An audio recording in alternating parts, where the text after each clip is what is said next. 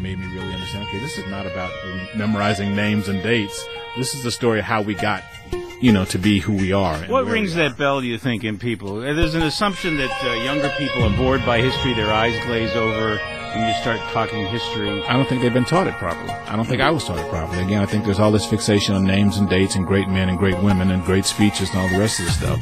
The thing that gives, all of that any meaning is, the quote-unquote little people and the lives that they lived and the stuff that they went through, to all the stuff that's going on underneath that we never really learn about. That is what makes history fascinating to me.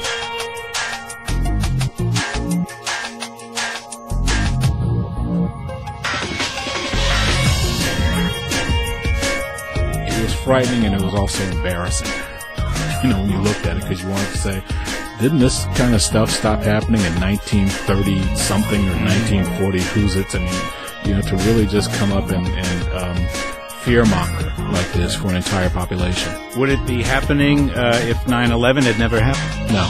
I think 9/11, I think one of the great sort of unspoken casualties of 9/11 was the fact that it took Muslims off what I call sort of this path to assimilation.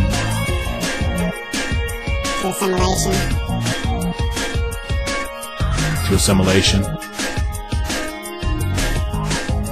Sort of unspoken casualties of 9/11.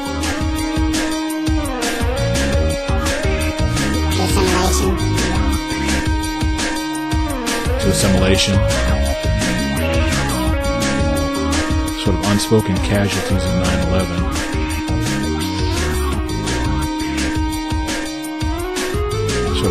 Sort of.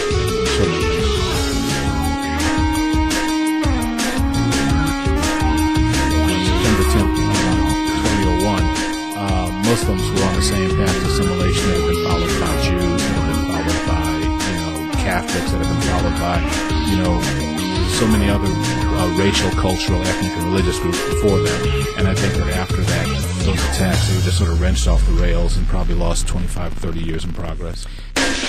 Was this feeling of complete unsettledness, that your orderly little life suddenly is just blown apart. I think that's what we've been living with for the last decade, to tell you the truth, since September 11th. This sense that our orderly little lives are blown apart. Every time it looks like maybe we'll settle down, something new.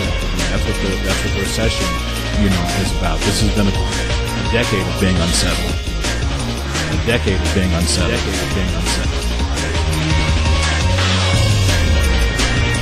All that's happened since then, Patriot Act, everything else, Guantanamo, all of this has gotten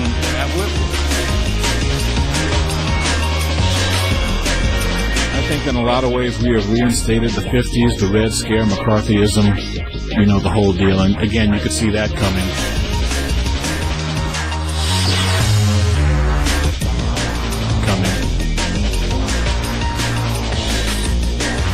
Again, you could see that coming.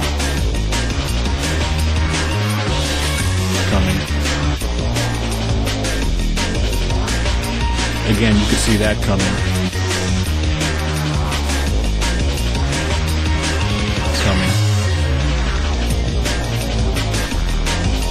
Again, you could see that coming.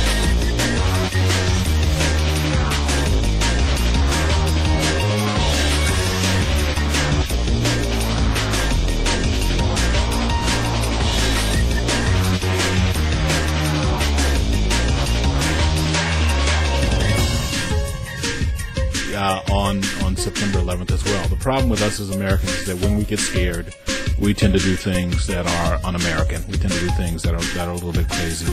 When we get frightened, the first impulse, and I guess this is human as much as it is American, the first impulse is we'll do anything or go with anybody or take any path that promises to make us safe again. The first impulse, I guess this is human as much as it is American. The first impulse is we'll do anything or go with anybody or take any path that promises to make us safe again.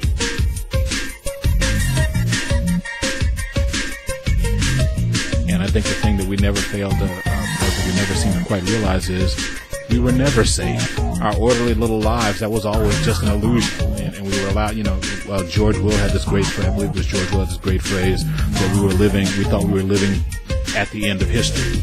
All the bad stuff already happened. It's 2001. Yeah, we're all good. And democracy is going to spread throughout the globe. That's the Fukuyama idea at the end of history too, right? Exactly.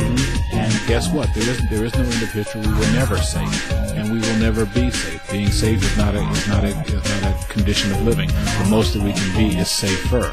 And my feeling is that you want the maximum amount of safety and security that is compatible with our ideals as Americans. And beyond that, I think we just need to suck it up. Are we in balance, though, with those ideals as Americans? No. Where are we falling off? Defense of torture troubles me.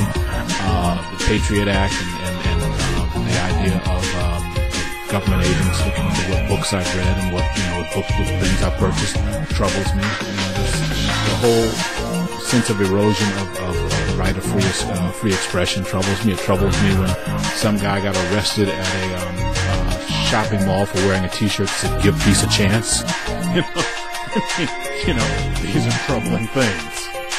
To me, the only time that torture could be justified is where the bomb is hidden. It's going to go off in half an hour, and you're stonewalling. In which case, okay, I can see the case for torture. But beyond that, I don't see. I don't see that. Our whole thing is about saving America, but we got to realize that saving America is more than saving a geographic place. It's more than saving people. It's also about saving an ideal. What do we like to please to call ourselves the last best hope of humanity on earth and all this other good stuff? Well, that's an ideal, and that implies a certain amount of courage that frankly we don't always live up to. Our ideals are larger than we are most of the times in our history.